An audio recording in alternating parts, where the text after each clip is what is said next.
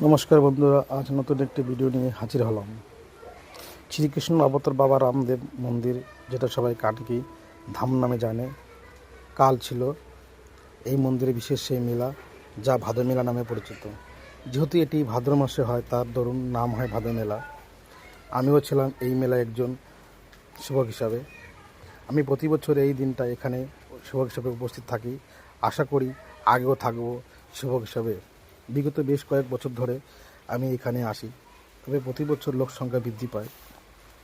প্রায় এবছর যা আমি জানতে পারি, অনুমানিক 2 লক্ষ ভক্ত এই মন্দির প্রাঙ্গণে এসেছিল। তবে আশা করি দিন দিন এই ভক্তের সংখ্যা বেড়েই চলেছে, আরও হাতে বাড়বে। তবে এই মন্দিরের সৌন্দর্য ও চারিদিকের স্বচ্ছ পরিবেশের জন্য লোকজন এখানে আকৃষ্ট হয়। তো বন্ধুরা, আপনারাও এই মন্দিরে আসো, দেখো, ঘুরো, অবশ্যই ভালো লাগবে।